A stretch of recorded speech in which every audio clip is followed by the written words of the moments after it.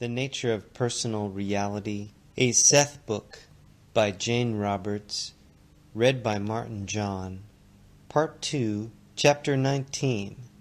Session 668, June 6, 1973, 9:12 p.m., Wednesday. Good evening. Dictation. You must remember that beginnings and endings are realities only within your own system of three-dimensional life.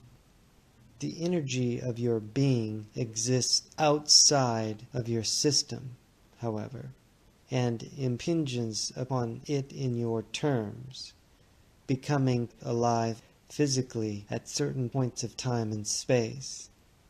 Your own greater energy dips in and out of the space-time continuum as you understand it. As it does, its experience becomes physical. Within that system, then, it leaves a life trace. When you think in terms of reincarnation, it seems that one tracing exists before the other, but the entire chart exists at once, with all the individual life tracings. Since these offshoots or life tracings each come from your own entity, they are connected psychologically and in terms of electromagnetic energy patterns. Consider this analogy. Taking it for granted that you are indeed multidimensional, you can perceive only so much of your own experience at a time because of the characteristics of physical creaturehood. The three-dimensional system automatically specializes in before and after effects. You exist, say, in 7 different centuries at once. However, the normal experience patterns of your temporal being prevent any comprehensive view of all those lives in current terms. Again, what actually happens is that the energy of your being impinges, say, at 7 moment points into the three-dimensional system. At each of these points, what seems to be an isolated life is experienced. Just beyond those intersections, however, there is a more or less unitary and overall recognition of wholeness that rides above them. This represents the multidimensional entity that is both apart from and yet part of the separate life traces. You may have an existence in the 17th century, for example. To you, it would appear that the life was a past one, finished. You may believe that your current existence, with all of its abilities and challenges, is the result of that past life, yet both exist at once.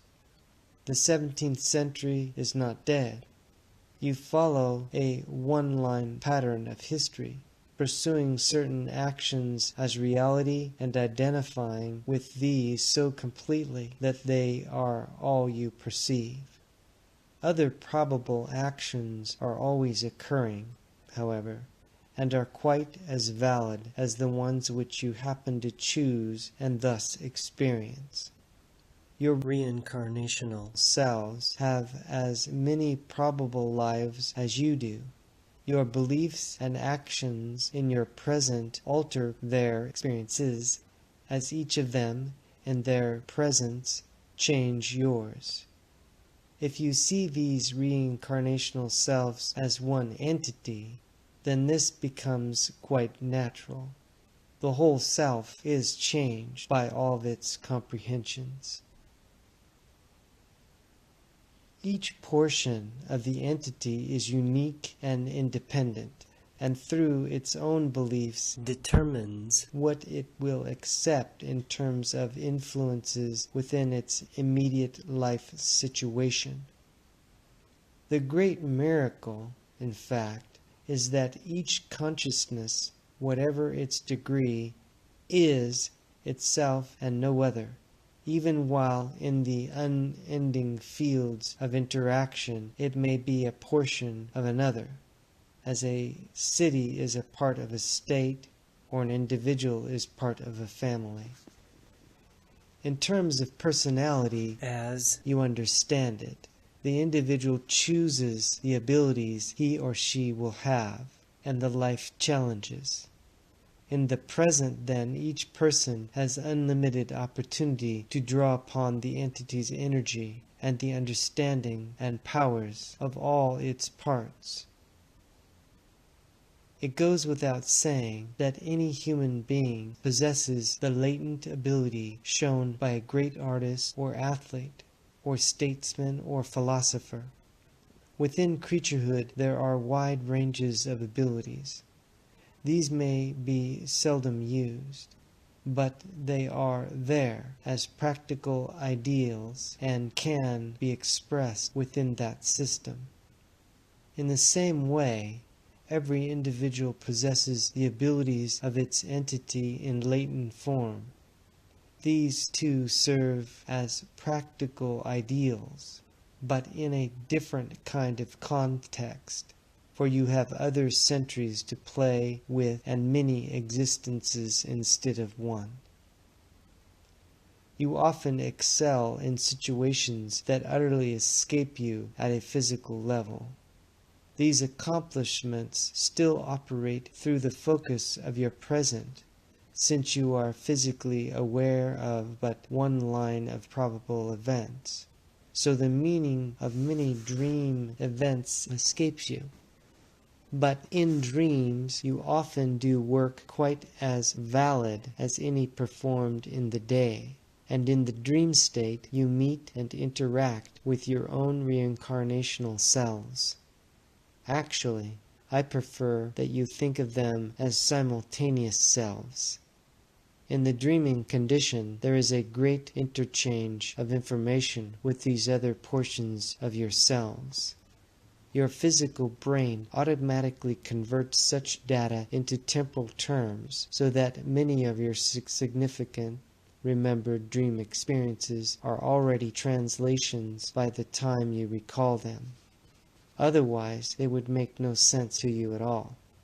In many instances, you travel outside of three-dimensional reality while dreaming, but your experiences must then be recalled in physical terms or you would have no memory of them. Even your dreams, you see, must come through that point in the present, of spirit's intersection with flesh. Dreaming does represent an open channel through which the material environment is transcended.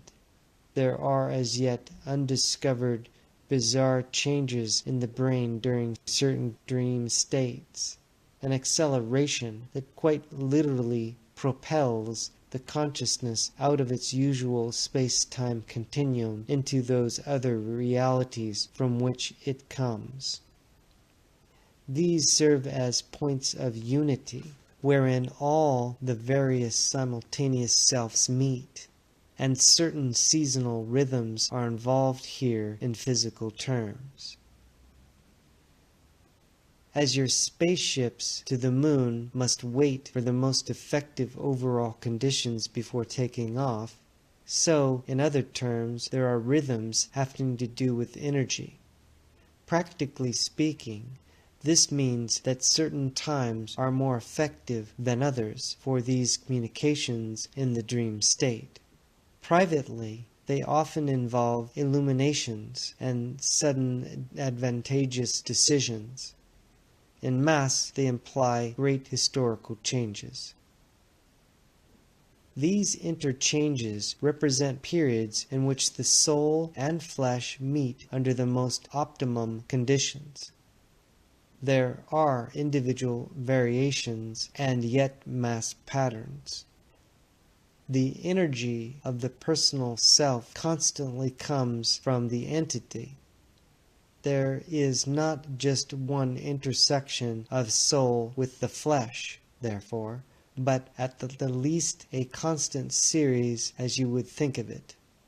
Because of the characteristics of energy as it impinges upon the three-dimensional system, there are fluctuations, always involving your present.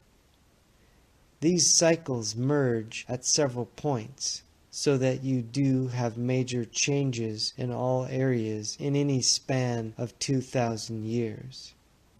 For other reasons, and in a smaller context, the month of August is highly significant in a 25-year sequence. Within this, a 7-year period is important individually. These are simply rhythms depicting the greatest impact of spirit as it intersects with flesh and time. In physical terms, the tides and geographical aspects are involved, but these are effects having to do with curves of energy of which consciousness is composed. These rhythms are minutely but perfectly reflected in other ways. The seventh dream of any given night is the most important, not that anyone is counting, and I said that humorously. The greatest abilities of a personality may often be brought into physical expression, however, because of certain rhythms that are not understood. In a manner of speaking, you can say that the energy of an entity is dispersed, striking the space-time continuum at certain angles and always bouncing back. But the energy is always in contact with itself, even while it impinges into physical existence. In your terms, the energy springs back in the dream state, but it must always pass through what you think of as the window of the present. This bouncing back of energy into itself is the meaning of the dream state, in which experience that is basically non-physical is embarked upon, and is then interpreted as a dream through the brain. Your deepest dreams involve non-material comprehensions, however. Your dream, though clearly remembered, is already a translation of the physical brain. The information then enters your present, where it biologically and mentally colors your life. It is also automatically transformed according to your beliefs, so that it makes sense to you, at least to some degree. In energy terms, think of yourselves as particles, and of your experiences as the waves that flow through the particles, and give each of them its sensations. When you are physical, you are a particle. The form of the particle defines your experience as the waves permeate it, but your greater reality cannot be expressed in such limited terms. As there are better times than others in your sphere of activity for sending rockets or spaceships to the moon, so there are peak periods when the self and the soul or entity coincide, when communication is at its best. All of this happens through the window of your present. In terms of energy, again, the vitality of your entity impinging into three-dimensional reality forms a particle that is your present being. But this particle is also deflected away from the earth in a rhythmic pattern. The same happens to other portions of yourself at other points in the space-time continuum, but at certain intervals you meet, so to speak. Each of your presents becomes charged, filled with potentiality, and your entity itself, conscious energy, is also enriched by your various experiences, by the combined and magnified power of its own past. Apexes are therefore formed within each self. These apexes serve as attractions now opened, through which the magnified potency of the entity can flow. This may appear as erratic energy, however, an analogy being sunspots. Psychologically, great ferment occurs, and often the individual personalities involved organize themselves along new lines. Privately, this is when human beings find themselves aware of greater illumination, when they make sudden decisions and experience new strengths.